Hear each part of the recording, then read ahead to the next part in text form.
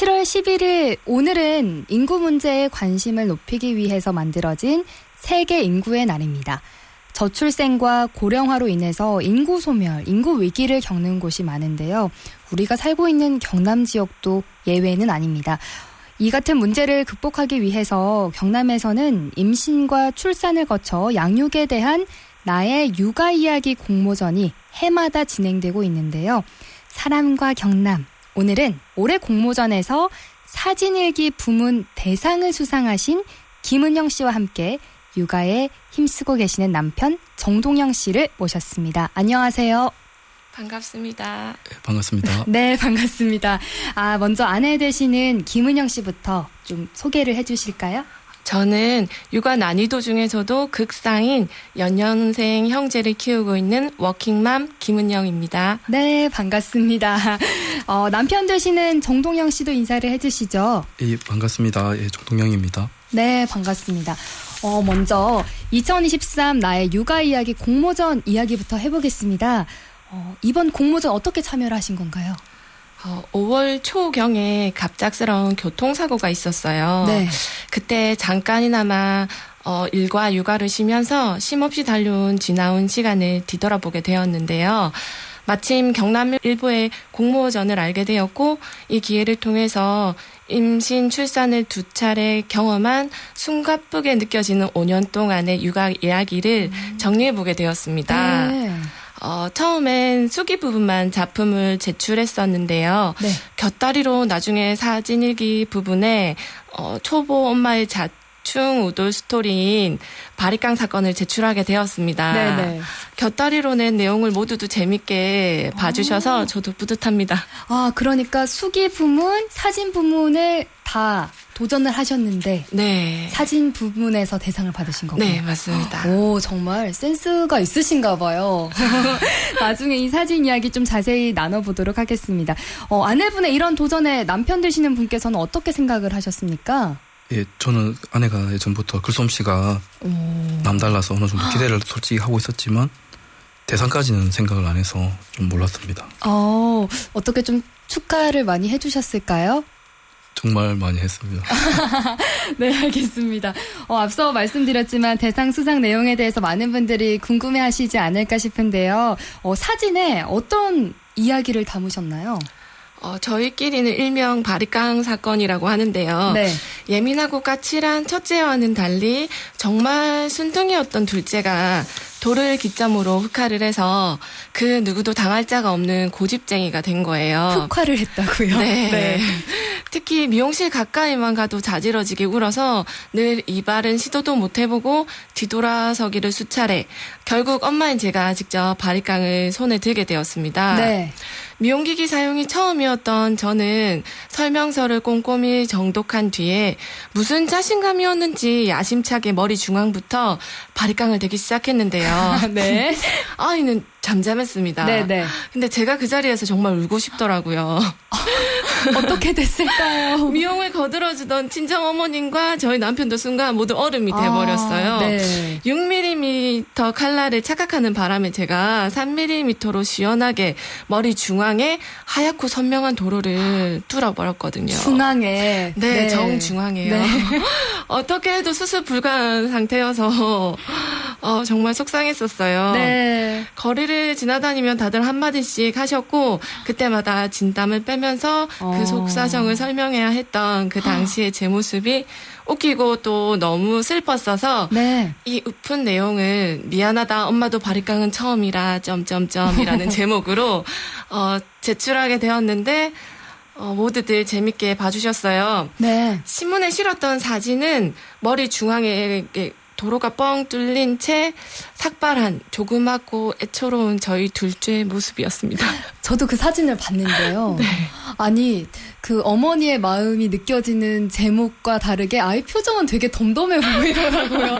그래서 더 귀엽게 느껴졌던 것 같아요. 네, 맞아요. 그런데 엄마로서 너무 속상하셨을 것 같습니다. 앞서서 자녀분이 둘이라고 하셨는데 결혼 전에 가족 계획을 따로 세워두셨나요? 남편분?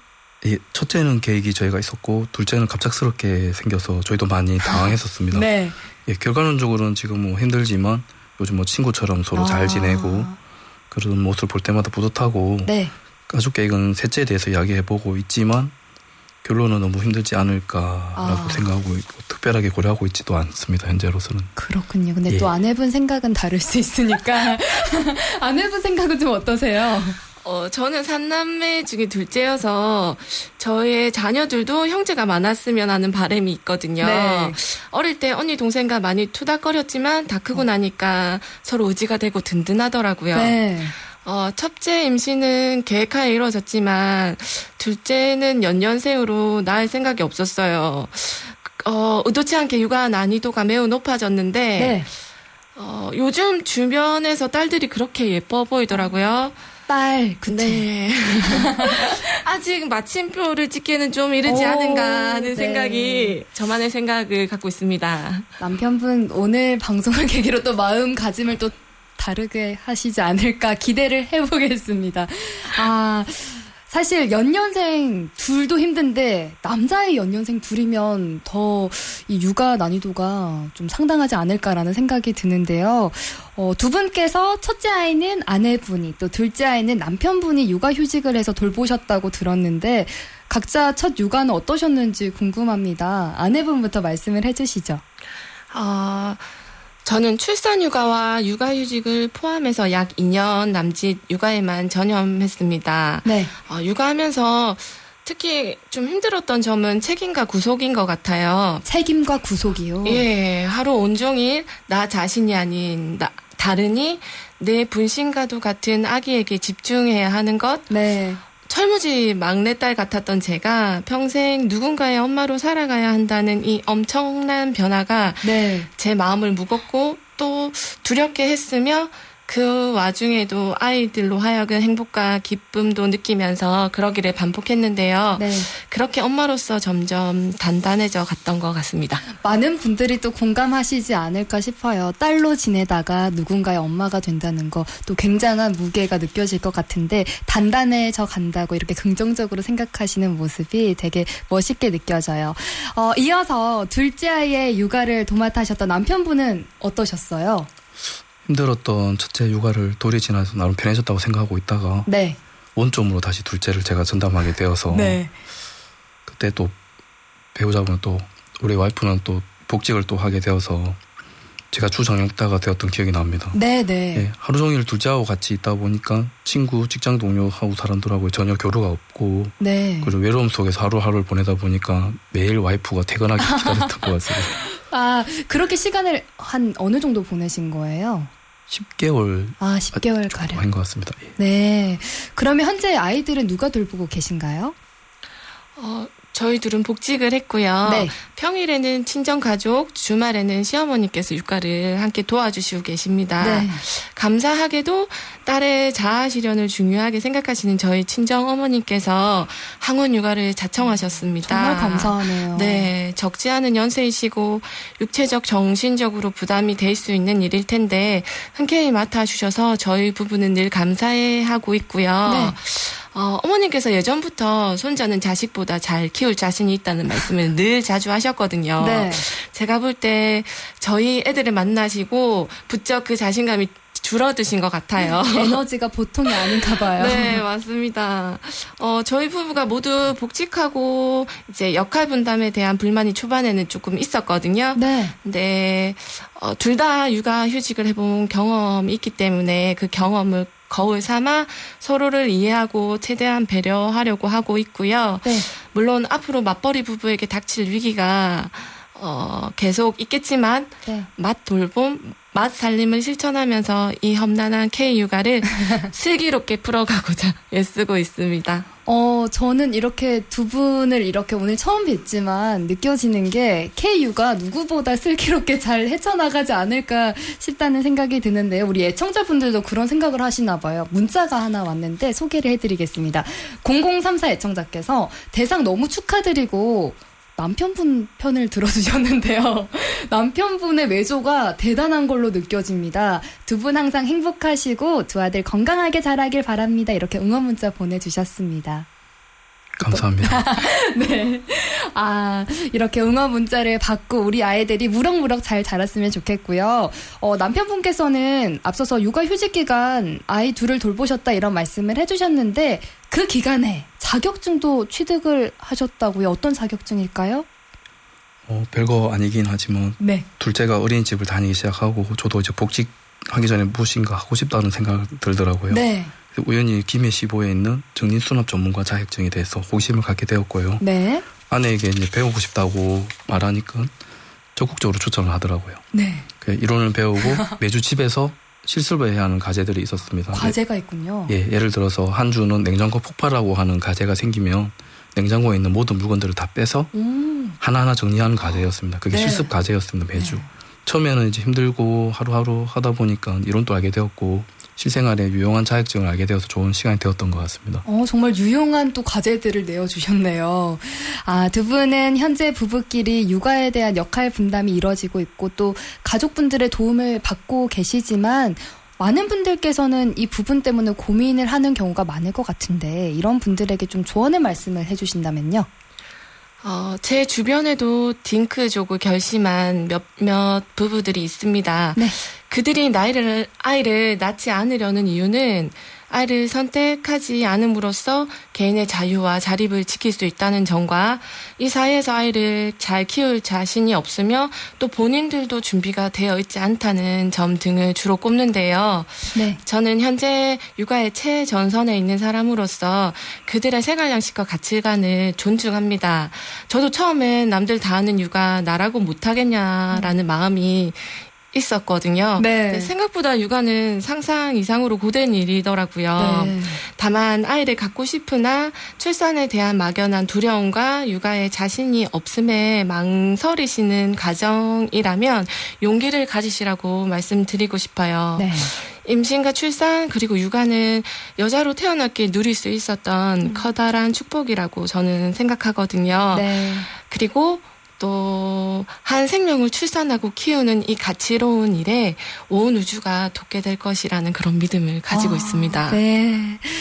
그리고 사실 현실에서는 독박 육아를 하는 아내분들이 계시잖아요. 그런데 이 같은 고충을 남편분들이 많이 몰라줘서 속상해하는 경우도 종종 있던데 남편분께서는 또 직접 아이 육아를 해보셨잖아요.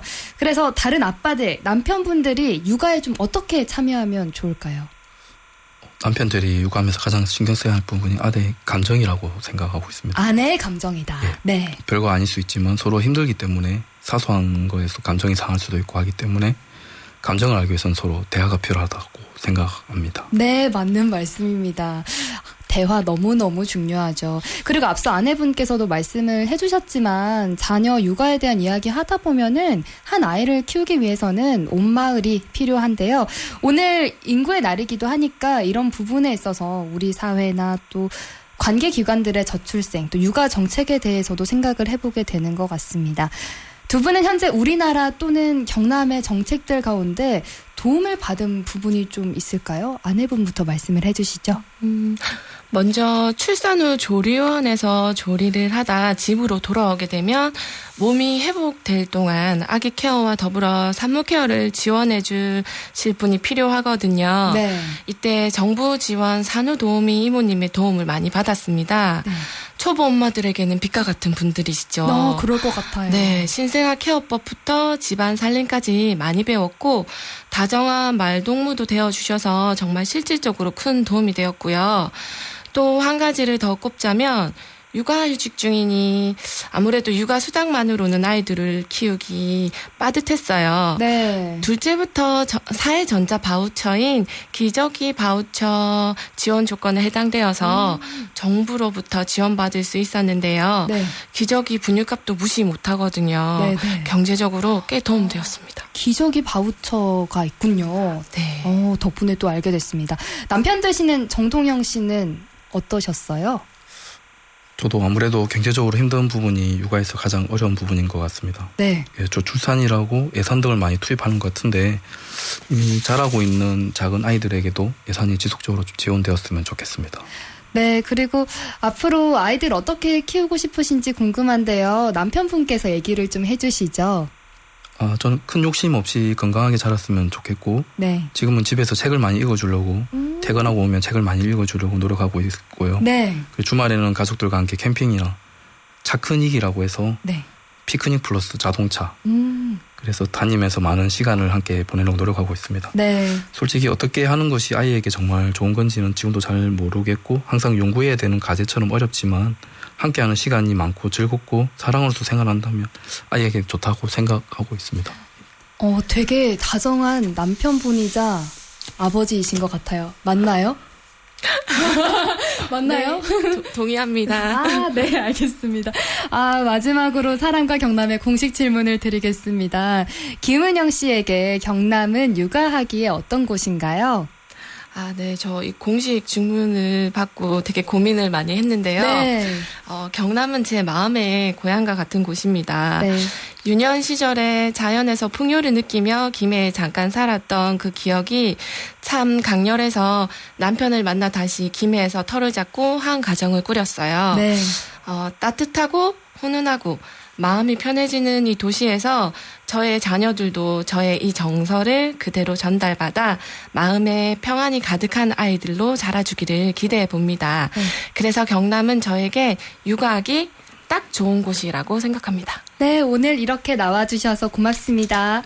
감사합니다. 감사합니다. 네, 오늘은 세계 인구의 날을 맞아서 2023 나의 육아 이야기 공모전에서 사진일기 부문 대상을 수상하신 김은영 씨와 함께 두 아이를 육아하고 계시는 남편 정동영 씨를 만나봤습니다.